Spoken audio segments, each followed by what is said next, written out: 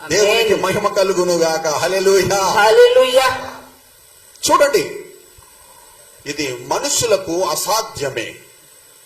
అందరూ శవాలు చనిపోయిన తర్వాత మురిగిపోతారు. అలాగే లాజరు కూడా మురిగిపోయాడు.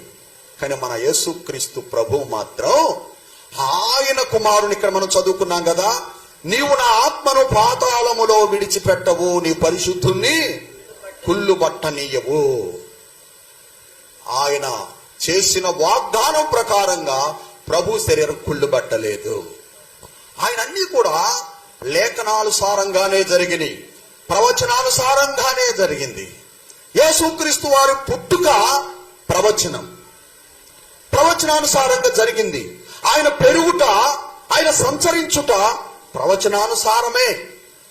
తర్వాత పాపుల చేతికి అప్పగింపబడి అన్యాయపు తీర్పు పొందుకొని ఘోరమైన శిక్షను ఆయన చేయుట కూడా ప్రవచనానుసారమే.